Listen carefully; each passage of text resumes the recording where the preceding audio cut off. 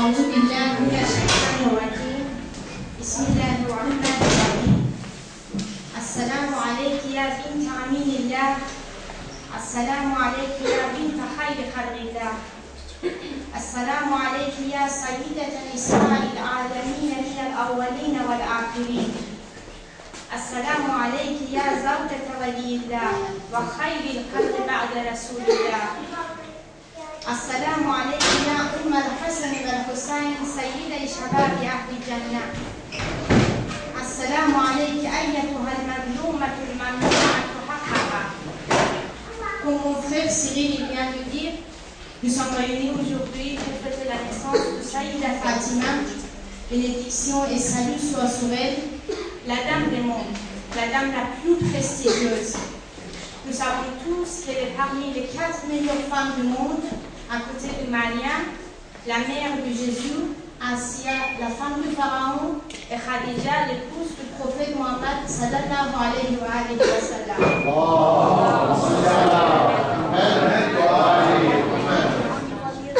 Donc, comme disait le philosophe iranien Ali Shariati, Saïda Fatima est le meilleur exemple pour une femme musulmane telle que l'islam le conçoit. Donc, à cette occasion, nous nous sommes interrogés sur le modèle que représente Saïda Fatima pour l'islam, pour nous, femmes, pour les hommes et pour nos enfants. Donc, que savons-nous de Saïda Fatima en tant que musulmans et en tant que musulmanes? Que savons-nous de sa vie et de ses actions? Et plus important, quels enseignements nous pouvons tirer de sa vie sur la place et le rôle de la femme dans la société? Car Fatima est bien une illustration des diverses possibilités offertes aux femmes dans leur choix de vie. Quelles sont ces qualités qui font d'elle une femme exceptionnelle, une femme parfaite? Et comment nous, en tant que musulmans, et surtout nous, en tant que femmes musulmanes, nous pouvons prendre l'exemple de son modèle idéal. Son rôle en tant que femme, son rôle en tant que fille, son rôle en tant qu'épouse, mère, femme politique, femme au sein de la société, et ce qu'elle lui apporte, et la place possible qu'elle donne à la femme. Et comment actuellement, aujourd'hui, nous les femmes, nous pouvons prendre des exemples sur son modèle pour défendre une conception de la femme, pour défendre nos droits et pour défendre notre place dans la société. Avant de parler du modèle qui constitue Saïda Fatima, il faut dire que cette femme et sa famille, sa noble famille, elles ont une place particulière de par leur haute spiritualité et leur lien avec Dieu. De par sa position, Saïda Fatima est au centre de la transmission de messages. On peut dire que Saïda Fatima était le trait d'union entre la prophétie et l'imamat. Elle était le chaînon entre la prophétie et l'imamat.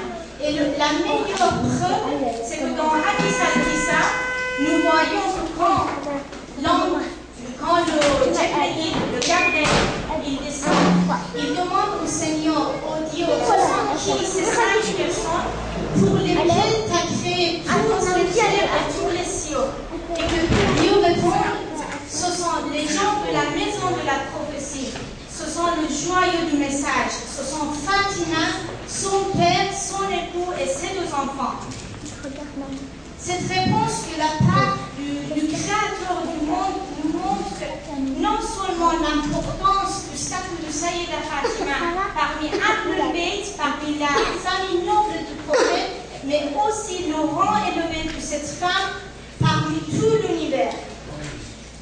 Je cite l'extrait correspondant du Hadith al-Qissa en arabe. فقال الله عز وجل يا ملائكتي ويا سكان سماواتي إني ما خلقت سماء مبنية ولا أرضا مدحية ولا قمرا منيرا ولا شمسا مضيئة ولا فلكا يدور ولا كاليسير إلا في محبة هؤلاء الخمسة الذين هم تحت الحساب.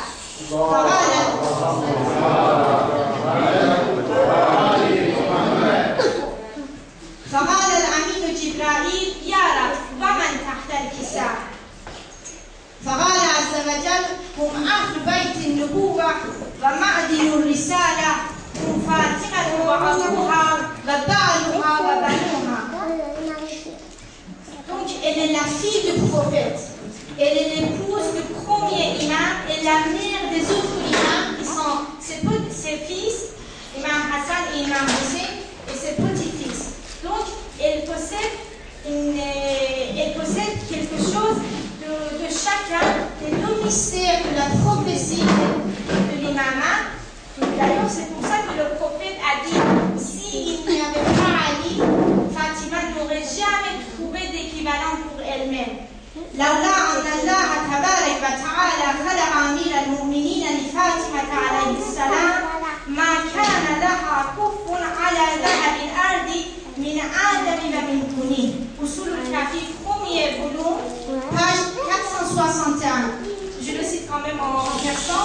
اگر خداوند امیرالمؤمنان را برای حضرت فاطمه نمی آفریدند برای ایشون هیچ همتایی در روی زمین وجود نداشت. D'ailleurs, nous savons tous qu'il y avait plusieurs prétendants qui ont demandé la main de Fatima au prophète, y compris Omar ibn Abi Bakr et Abi Bakr ibn Abi Quhafa, mais ils ont été tous refusés par le prophète même et par Sayyida Fatima parce que tout simplement, ils ne la méritaient pas, parce qu'ils ne correspondaient pas à son nom spirituel. Maintenant, avec ma soeur Mariam, on va voir comment est-ce qu'on peut s'inspirer de cette femme en tant que modèle idéal et en quoi peut-il nous aider à progresser dans la foi, dans notre vie quotidienne, dans nos relations sociales et notamment au sein de la société actuelle. Alors, comme on a vu que Fatima avait une place importante au sein de sa famille, qu'elle avait une haute spiritualité. On va également s'interroger sur ce que ça peut nous apporter nous aujourd'hui en tant que femmes, dans une société moderne. Et est-ce que ça pourrait aussi répondre à nos interrogations personnelles sur notre vie, sur ce que nous pouvons faire dans cette situation. Donc l'idée du modèle déjà. Pourquoi un modèle? Qu'est-ce que c'est qu'un modèle, un idéal? On peut voir un modèle en fait comme un point de repère, quelque chose vers lequel on se tourne et qui est là pour nous élever et nous aider à nous dépasser. Donc c'est avec cette idée-là qu'on a essayé de voir Fatima Zahra. Comme on a pu le voir tout à l'heure, Fatima est une personnalité complète, c'est-à-dire qu'elle a absolument tout de l'être humain. On dit qu'elle c'est une femme multidimensionnelle, c'est-à-dire qu'elle est aussi bien spirituelle, intellectuelle, investie dans la société, donc elle a un rôle social et c'est une épouse et une mère. Elle n'est pas seulement ça, elle est certainement plus.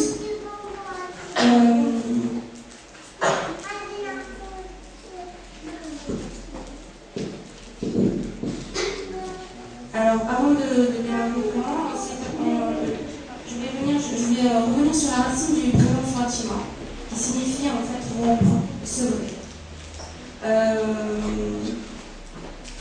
Lorsque Fatima est arrivée, c'est-à-dire que la société pré-islamique était une société particulière, c'est-à-dire que les femmes n'étaient pas du tout considérées, on sait qu'on les enterrait vivantes, que les femmes étaient considérées comme des marchandises, des objets de plaisir, et elles n'avaient aucun droit. Avec la venue de Fatima, en fait, les choses sont complètement changé. C'est-à-dire qu'avec l'islam, on considère la femme dans sa spécificité, dans sa singularité. C'est-à-dire, en tant que femme, on regarde ce qui lui correspond et on ne va pas pour la comparer à l'homme. L'islam a accordé à la femme des droits que même en Occident, les femmes n'ont obtenus que bien tardivement. Par exemple, le droit à l'héritage, Le droit de gérer ses affaires comme elle entend sans l'intervention de son mari. Le droit et l'incitation à l'éducation et au savoir. Alors, par rapport à Fatima, on sait tous que Fatima ressemblait beaucoup à son père. Et d'ailleurs, plusieurs hadiths en attestent. Elle était très aimée du prophète. Et l'attitude du prophète à son égard, en fait, marquait déjà une rupture par rapport à ce qui se faisait vis-à-vis des femmes et des filles à l'époque. Donc, comme on l'a dit, les filles étaient entièrement vivantes. Il était très mal vu et plutôt déshonorant pour une famille d'avoir de voir une fille arriver dans la famille. La naissance d'une fille était très mal considérée, c'était honteux. La descendance n'était pas, ne venait pas par la fille, mais plus par le fils. Et avec la venue de Fatima, en fait, ce que le prophète nous montre, parce qu'il a voulu donner par son attitude envers sa fille un autre regard sur la réalité aux gens de son époque. C'est-à-dire qu'ils arrivent à considérer la fille comme étant un don de Dieu, tout comme peut l'être le garçon. Que la fille était un être humain. Et ne serait-ce que ces concepts qui aujourd'hui nous paraissent tout à fait normal, naturels, c'était quelque chose de déjà révolutionnaire à l'époque. Donc, dans Fatima, par l'éducation que son père a pu lui donner, certainement, il y avait la transmission de valeurs humaines et morales. Elle a été élevée à la source de la transmission, à la source de la religion. Et on sait aussi qu'elle s'est investie aux côtés de son père dans la transmission du message. On sait aussi qu'elle était là, qu'elle défendait son père face aux gens qui lui voulaient du mal. Elle avait en elle déjà les grandes valeurs morales et humaines, la défense de la justice. Et toutes ces valeurs-là qu'elle a héritées de son père, elle les a aussi transmises à ses enfants à travers son éducation, à travers l'éducation qu'elle a eue avec eux.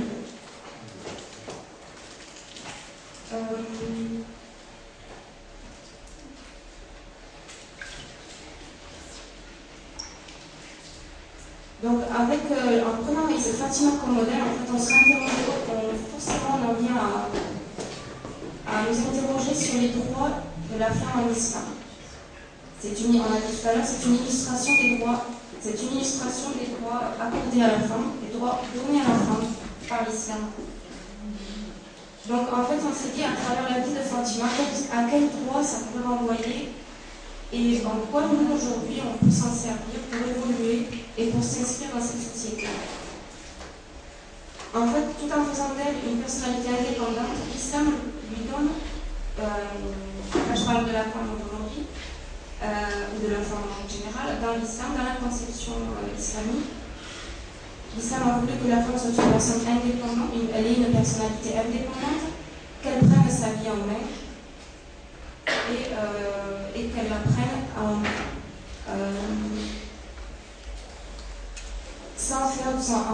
regardant ce qu'elle est et sans faire de comparaison. Parce que forcément, si on commence à faire des comparaisons avec l'homme, on n'est absolument pas l'homme. On ne peut pas faire de comparaison, on n'est pas pareil. Donc il faut la considérer en tant que personnalité à part, tout le monde.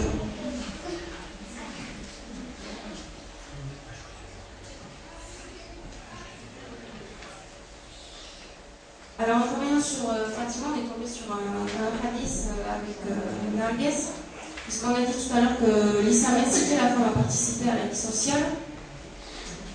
Il y a un hadith qui est rapporté par des enfants de Fatima et qui dit, un texte pas plus développé, mais qui parle de quelle est la meilleure place pour la femme. Oui, l'histoire nous raconte qu'un jour le prophète était parmi ses compagnons et il leur demande quelle est la meilleure chose pour une femme. Personne ne répond. À part Saïda Fatima qui dit la meilleure chose pour une femme, c'est qu'elle n'a aucun homme et qu'aucun homme ne la voit. Alors, il faut interpréter ce hadith comme ça. Et il ne faut pas croire qu'une femme musulmane, c'est une femme isolée et renfermée à la maison. Saïda Fatima était aussi active, aussi brillante dans la vie sociale que dans sa vie privée. Et on sait qu'elle s'occupait des blessures à la guerre, instruisait les femmes de sa ville, elle était au courant de tout ce qui se passait autour d'elle, et elle était au courant de son temps. Donc, voilà, on peut interpréter ce hadith comme il faut éviter tous les contacts superflus entre les hommes et les femmes, mais il ne faut pas croire qu'une femme musulmane, c'est une femme qui doit rester à la maison, qui doit s'occuper qu'à ses enfants et qu'à son mari. Et d'ailleurs, pour faire écho à ce qui vient d'être dit, on sait que par rapport à cette question-là de la vie privée et de la vie publique, la femme est incitée à aller dans la vie sociale, dans la vie publique. Et ça fait écho avec la philosophie du voile, puisqu'en fait la femme est incitée à aller dans la vie sociale, notamment par le voile. Parce que le voile, en fait, qu'est-ce que c'est? C'est qui permet d'investir efficacement la société, parce que la femme investit la société non pas en tant que femme, mais en tant qu'être humain. C'est sur cet aspect-là, en fait, qu'elle va participer à la construction d'une société. Donc ça, c'était notre vision de... Voilà, c'est une interprétation qui nous est...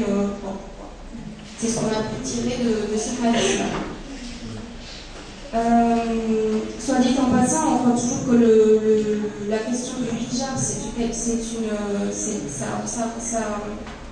c'est simplement un voile, c'est simplement quelque chose qui se rapporte à la femme, mais en fait, quand on a de la philosophie qu'il y a derrière, ça concerne la pudeur, la chasteté. Et ces deux valeurs, en fait, ne s'appliquent pas seulement aux femmes, mais elles s'appliquent également aux hommes, puisque eux également investissent la société, en tout cas, investissent la société avec ce qui font d'eux des êtres humains. Voilà.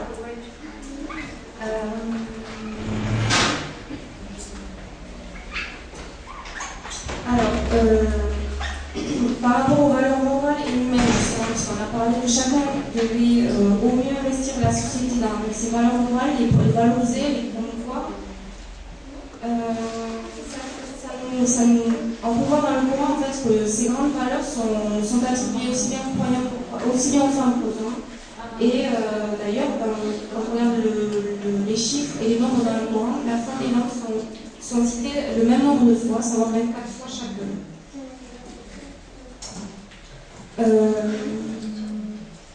Alors, par rapport aux valeurs humaines que l'on peut transmettre à nos enfants, donc c'est par l'éducation. Et Fatima avait une manière particulière d'éduquer, Elle avait une façon d'éduquer ses enfants qui aujourd'hui, avec les recherches et les études qui sont faites sur le développement de l'enfant, on les retrouve en fait. Le fait de jouer beaucoup avec eux, le fait de leur montrer beaucoup de marques d'affection, de développer leur créativité, tout ça en fait les aide à se construire et en même temps ça fait partie d'un projet pour la société, puisqu'on va se comporter d'une certaine manière avec nos enfants, donc on va aussi les inviter à... Enfin, ça fait beaucoup de neige, on se comporte bien avec un enfant, il va grandir, il va se comporter bien avec notre enfant et ainsi de suite. Donc c'est quelque chose de très important et de primordial. Et ma sœur Narguès va revenir sur un hadith justement pour voir comment Fatima incorporer ses enfants. Oui, dans le hadith al-Kissa, on voit la manière dont Saïda Fatima parle à ses enfants, s'adresse à ses enfants. Le moment où Imam Hassan et Imam Hussein entrent dans la pièce, qui saluent leur mère, comment Saïda Fatima leur demande avec des mots tellement valorisants, sympathiques et respectueux, sans faire aucune distinction entre Imam Hassan et Imam Hussein. Que la paix soit sur toi, ô mon fils, au plaisir de mes yeux et le fruit de mes entrailles. فَقُلْتُ عَلَيْكَ السَّلَامِ يَا وَلَدِي وَيَا قُرَّةَ عَيْنِي وَثَمَرَةَ الْفُؤَادِ. Permettez-moi de le traduire en persan. در مورد این صحبت میکنیم که حضرت فاطمه چقدر با احترام با بچه‌های خودشون صحبت میکردن. باید یاد بگیریم که بچه‌های خودمون بهشون ارزش بدیم، با احترام باشون صحبت کنیم، با کلماتی سرشار از عشق باید باشون صحبت کنیم، به خاطر که تمام علوم امروزه نشون داده که چجوری اون تقول ما، اون بیان ما میتونه روی تربیت بچه، روی شکوفایی بچه، روی رشد اخلاقی بچه تاثیر بذاره. سعی کنیم با بچه هامون درست حرف بزنیم، درست خطابشون کنیم و محترمانه باشیم. Donc on le voit, elle leur parle de manière douce, gentille, etc. On sait aujourd'hui que l'impact de pas seulement les mots, mais la voix, le ton de la voix, a une influence sur l'état d'esprit, sur les gens. Et c'est d'autant plus visible chez les enfants et chez les bébés. Par exemple, lorsqu'on disparaît à un bébé, ce qu'il va comprendre, ce n'est pas les mots que l'on dit, mais plus le ton qu'il va y avoir derrière. Et il va réagir par rapport à ça. Il y a des expériences qui ont été faites sur des plantes où on les a mis sur des plantes, voir comment elles poussaient en fonction de la manière dont on pouvait leur parler. Et lorsqu'on parle bien à une plante, elle se met à pousser de manière harmonieuse et bien, joliment, etc. Lorsque l'on parle, on insulte la plante, on dit tu ne pousses pas assez vite, tu ne fais pas assez belles fleurs. En fait, cette plante-là, elle pousse de manière très disgracieuse, voire elle moisit sur place. Voilà. Et donc, ce que l'on dit a un impact au-delà même des mots. Mais on sait aussi que, pour revenir aux enfants, en fait, que même dans une grossesse, la manière dont tout ce qui touche à la mère, tout ce qui est l'environnement de la mère, influe sur le développement de l'enfant. Si la mère est stressée, si elle a un gros choc émotionnel pendant sa grossesse, ça peut des fois provoquer l'accouchement, ou encore, c'est quelque chose qui peut revenir après la naissance de l'enfant. D'ailleurs, on sait tous qu'il est bon, on conseille à la mère de réciter, d'invoquer Dieu pendant sa grossesse. Et lorsqu'on veut calmer les enfants, les sourates, le Coran, aident beaucoup à ça. Donc prendre en considération nos enfants, c'est leur donner les moyens les accompagner dans la vie ici.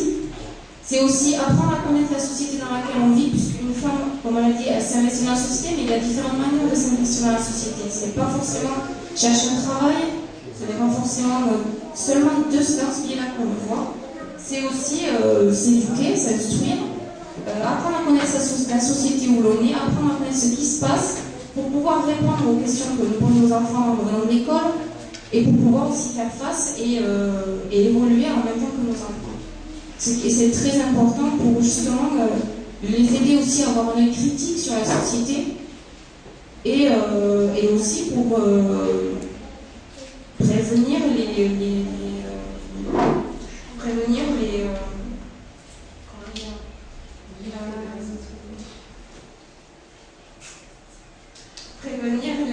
méfaits de la société. Merci, donc voilà, et ce qui est intéressant chez Fatima, en fait, c'est que c'est pas forcément une femme qui a travaillé pour avoir de l'argent, c'est une femme qui s'est investie, mais qui s'est investie d'une manière particulière. Elle connaissait son époque, elle connaissait ce qui se passait, elle était au courant des affaires de son père, de son mari. Elle a participé d'une manière ou d'une autre aux luttes. Elle a su joindre l'aspect scientifique, enfin, les connaissances du monde avec les enseignements de la religion. Tout ça a été lié. Et c'est d'autant plus important que si on part du principe que la femme est au centre du foyer, au centre de la société, c'est aussi par elle que les choses se passent, notamment par rapport aux enfants. Donc il est important pour une femme de s'instruire, pas forcément de chercher à avoir un emploi pour travailler. Ce qui est ici est souvent présenté comme l'émancipation de la femme passe à travers le travail. Pas toujours, puisqu'on sait que ces femmes-là qui travaillent, à un moment donné de leur carrière, lorsqu'elles deviennent mères notamment, elles se retrouvent confrontées entre la volonté de s'occuper des enfants et la volonté de continuer son travail. Et de toute manière, c'est quelque chose que la société ne permet pas de continuer de manière harmonieuse, de manière apaisante. Donc voilà, on a voulu aussi revenir rapidement sur le couple que représentait Fatima et Imam Ali. Donc on sait que c'est un couple à part, qui a une haute spiritualité. Donc qu'est-ce qu'on peut tirer, qu'est-ce qu'on peut comprendre de du fonctionnement du couple en fait, à travers leur manière d'être l'un avec l'autre, ça fait écho aussi au verset du Coran qui dit que les femmes seront une couverture pour vous comme vous serez une couverture pour elles.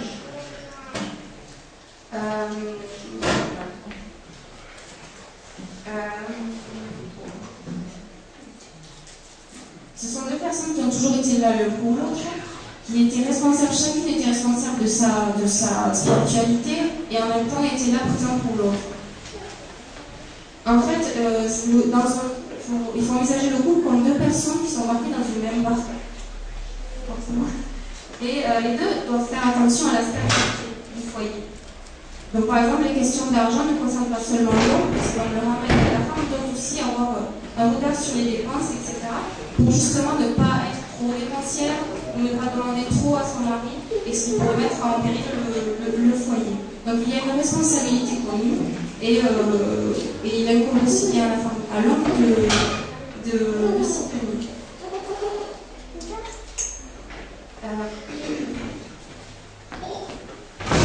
Alors, ce qui est surprenant aussi peut-être à l'époque par rapport à Fatima Ali, c'est la manière dont ils ont eu de célébrer leur mariage. On l'a vu vendredi avec... nous étions tous vendredi, et donc il y a eu un hadith qui a été cité, notamment qui disait que Fatima avait une robe de mariée et qu'une mendiante était arrivée et elle avait fini par donner sa robe de mariée pour cette femme-là. Donc leur mariage s'est passé en toute simplicité. Et où ils avaient le strict minimum déjà pour démarrer dans la vie. Tout ça, comment aujourd'hui est-ce qu'on peut prendre ça pour nous? C'est-à-dire que est-ce que les dépenses autour du mariage sont-elles plus importantes que le mariage en lui-même? Est-ce qu'il ne faut pas focaliser, est-ce qu'il ne faut pas regarder plus l'union de deux êtres plus que ce que ça implique? Surtout que le mariage est un départ dans la vie et que partir sur de bonnes fondations, c'est important pour l'avenir.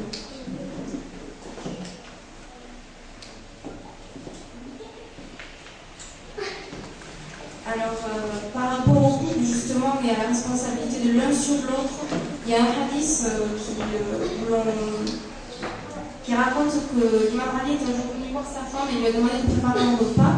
Et sa femme lui a dit, je n'ai pas osé te le dire, mais en fait, nous n'avons plus rien. Et là, qu'est-ce qu'on va revenir dessus, peut-être un peu dans le passé.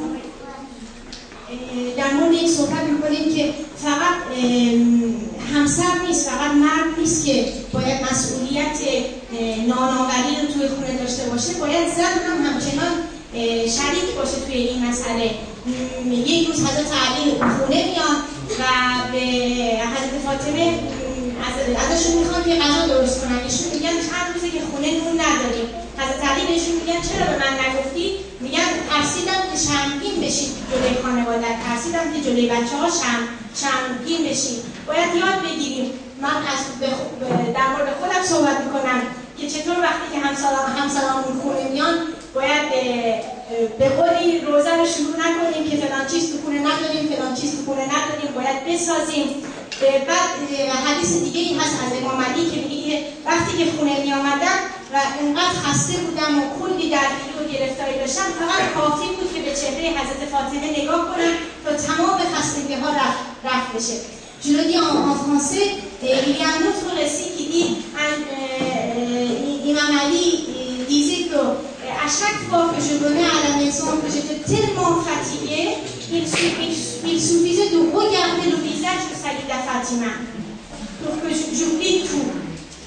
Chez nous, ça ne marche pas comme ça. Chez nous. Ouais, je peux te manger. Donc, il y a à la maison un peu de couscous. C'est une animation d'abord, justement, des trucs beaucoup cuisinières. Ça ne marche pas. On regarde le visage de notre femme, mais ça ne suffit pas. C'est le ventre vide. Le ventre vide. La mienne, c'est la preuve que vous faites la même chose que les marins alayhi salam. Oui, moi, je vais pas faire. C'est ça le problème. Donc il y a l'idée en fait de voir ses priorités, de voir ce qui est essentiel dans notre vie. Est-ce que c'est notre... alors on peut s'investir dans la vie ici-bas, mais aussi en pensant à l'avenir. Mais il faut voir, ne pas perdre de vue que l'essentiel c'est notre spiritualité, notre vie entre nous, notre responsabilité commune dans l'avenir, dans l'éducation de nos enfants et à essayer de leur donner... ce qu'on appelle, on ne peut pas faire de nos enfants une génération désenchantée, c'est-à-dire qu'ils n'espèrent même plus pouvoir bouger, faire changer les choses, mais leur donner, leur dire qu'en fait ils ont les moyens, ils ont la capacité de faire bouger les choses, contrairement à ce qu'on peut venir croire aujourd'hui. Donc voilà, en fait on a fait un petit tour pas de tout ce qu'on aurait pu dire sur Fatima. Et on a trouvé intéressant de finir de conclure en fait sur le discours de... Juste avant de finir, sur la manière dont elle éduquait ses enfants. Et en fait, elle éduquait ses enfants pour qu'ils arrivent à avoir un regard sur la société, une vision sur l'avenir du monde. Et il y a un récit qui dit, Imam Hassan disait, je voyais ma mère qui faisait ses prières, qui faisait des doigts, des invocations que pour les croyants et pour les croyantes, que pour les voisins et jamais pour elle-même. Je lui ai demandé, maman, pourquoi vous demandez rien pour vous-même? Et elle disait, oh mon fils, d'abord les voisins, ensuite nous-mêmes. Adjar Thummadar, Muntahi al-Amal, premier volume, page 219. Je le dis en persan. باید به بچه‌های خودمون یاد بدیم که ایثار داشته باشن، از خود گذشته باشن، نودوست باشن. معنیش این نیست که از دهن خانواده خودمون بزنید تا به همسایه برسیم. نه، باید به بچه‌های خودمون یاد بدیم که چطور دیگران رو دوست داشته باشن و چطور اونها رو به خودشون مقدم ببینن. Donc voilà. Donc pour nous, femmes musulmanes, aujourd'hui dans cette société, Fatima est un modèle universel. On peut se tourner pour voir un peu comment on peut construire aussi notre vie. Elle renforce notre foi, elle nous pousse à aller toujours plus loin. Et le fait d'avoir ce modèle-là en tête aussi nous aide à surmonter les difficultés que l'on peut rencontrer en tant que parents, par exemple. On se dit, la prochaine fois je ferai mieux. Voilà. Et aller de l'avant. Alors pour revenir sur le khutbah de Fala, on a trouvé intéressant de terminer sur ce discours-là. Pourquoi? Parce qu'en fait, dans son discours, on retrouve à peu près tout ce qu'on a voulu aborder, et on voit à quel point Fatima est une personnalité prestigieuse, et comment en fait c'était quelqu'un qui connaissait absolument de son époque. Bravo déjà. En fait, ce discours, quand on fait l'analyse du discours, on va pas analyser du discours, on va pas le lire, mais quand on fait l'analyse du discours, on trouve qu'il y a 7 axes à l'intérieur. Donc, le début du discours se concentre sur le monothéisme, les attributs et les qualités de Dieu, et le but de la création. La seconde partie concerne le prophète, ses responsabilités, ses traits de caractère et ses idéaux. La troisième partie, Fatima parle de l'importance du Coran, du fond de l'enseignement de l'islam, de la philosophie et des secrets, des préceptes et des préceptes. En quatrième partie, elle parle d'elle-même, elle rappelle aux gens les services rendus par son père, et elle leur fait voir, elle revient sur tout ce qu'il a pu faire au cours de son message, dans la transmission de son message. Dans la cinquième partie, elle remémore tous les événements qui se sont déroulés après la mort du prophète, et elle rappelle les agissements et les tentatives qui ont été faites pour abîmer en fait, le message de l'islam, pour le disparaître. En sixième partie, elle revient sur Fada et sur les prétextes qu'ils ont pris pour justement lui voler son héritage. Et enfin, en septième partie, elle met en garde sur ce qui adviendrait s'il continue sur cette voie-là. Donc voilà. Pour finir, je passe le micro à la question. Alors, juste avant de finir par un doigt, je vous le conseille fortement d'aller lire ce discours, parce que c'est un discours tellement riche que même jusqu'à maintenant, on n'a pas trouvé un équivalent. C'est un discours que Saïda Fatima a fait dans la mosquée, devant les deux premiers califes, et devant une masse des gens. C'était incroyable, c'était formidable ce qu'elle a fait. Et à la fin, pour finir, je vais citer un doigt de Saïda Fatima qui a conseillé à Salman Farsi et lui a dit si tu veux être protégé des maladies, et surtout la fièvre, récite ceci le plus possible souvent. أعوذ بالله من الشيطان الرجيم بسم الله الرحمن الرحيم بسم الله النور بسم الله نور النور بسم الله نور على نور بسم الله الذي هو مدبر الأمور بسم الله الذي خلق النور من النور الحمد لله الذي خلق النور من النور وأنزل النور على الطور في كتاب مسطور في رق منشور بقدر مقدور على نبي محمود. والحمد لله الذي هو بالعز مذكور وبالفخر مشهور وعلى السراء والضراء مشكور. وصلى الله على سيدنا محمد وآله الطاهرين.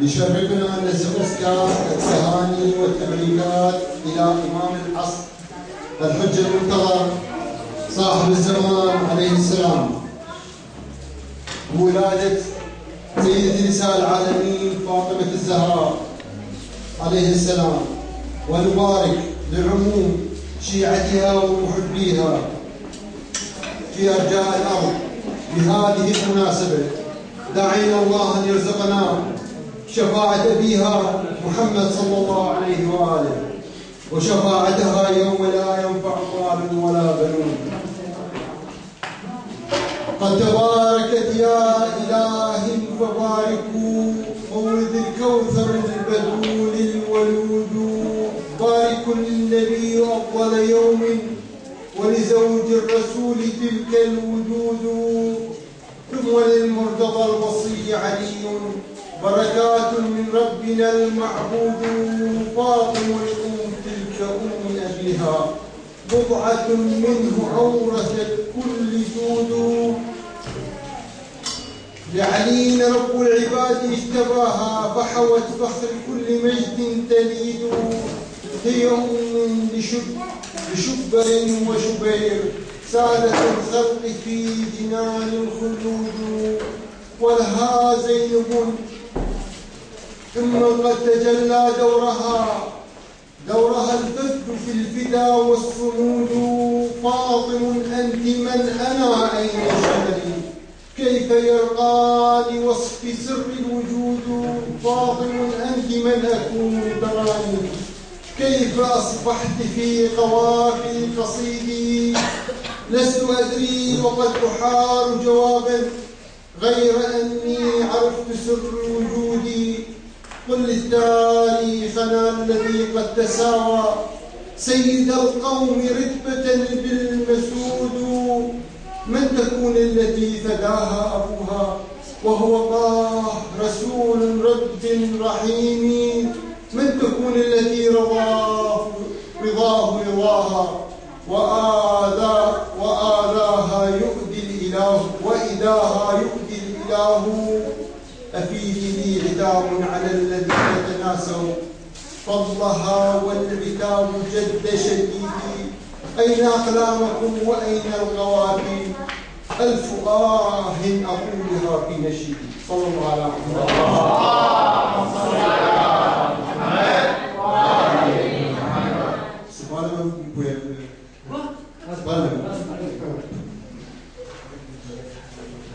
Je vais aussi lire un poème en français. C'est de Taqi Alaoui, je ne connais pas. Première dame de toutes les femmes dans le monde, pieuse et pure, c'est aussi clair que la terre est ronde. Ô mère, toi qui es de la chair du messager de Dieu, ô mère, toi qui es la bien-aimée du miséricordieux, ô mère, que ta souffrance est pesante pour mon cœur, ô mère, que ton oppression me consume au fil des heures. Pourquoi t'avoir fait tant de mal et de souffrance? Pourquoi n'ont-ils pas vu cet amour en abondance? De toi émane la senteur des fruits du paradis, comme une rose répand son parfum exquis. Ô mère, tes larmes sont pour moi poignantes et souffrances. Ces larmes qui pourtant sentent la douce brise du paradis et la source abondante. ange vivant et mère des 12 anges vivants et mère des 11 immaculés, épouse de Amir al-Mouminin, le Wassi du messager, mes yeux ne verseront jamais assez de larmes, mon cœur brisé par la douleur de ton drame. Ta lumière éclaire mon âme qui s'appauvrit, ta chaleur réchauffe mon cœur meurtri. Mes yeux ne verseront jamais assez de larmes, mon cœur brisé par la douleur de tes drames. Ô mère, mon amour pour toi est tellement profond, ta douleur est mienne, ton chagrin est mien, car mon cœur s'est épris du tien. Tu es le pilier de l'imama et le cœur d'Al-Kessa. Ta lumière éclaire mon âme qui s'appauvrit, ta chaleur réchauffe mon cœur meurtri. Cet amour est entré en moi, comme le soleil qui se fond sur l'horizon. Mon cœur ne supporte plus les cris de mon âme qui se morfond. C'est par toi que naît la guidance, Yaoumi, et pour toi que sera la vengeance, Bi Haq al-Mahdi. Salawat. Allah.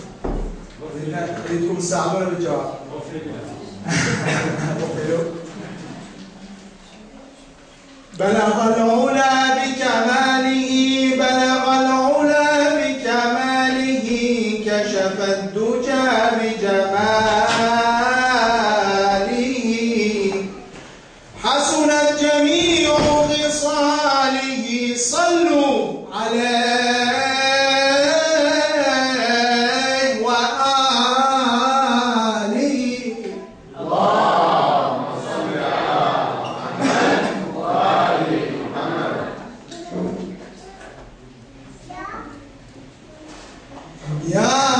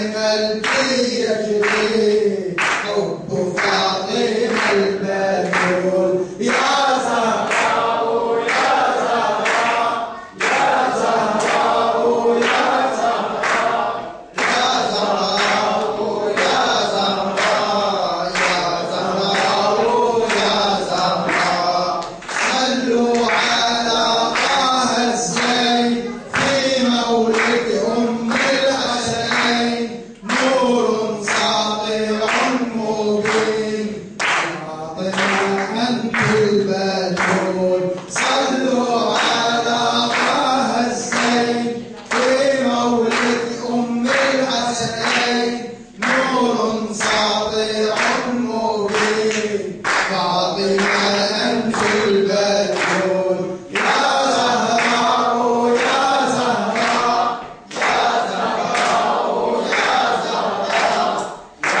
زهراء يا زهراء يا زهراء يا زهراء زهراء نور عيني من أراها يؤذيني هكذا قال الرسول فاطمة أنت البتول يا زهراء نور عيني من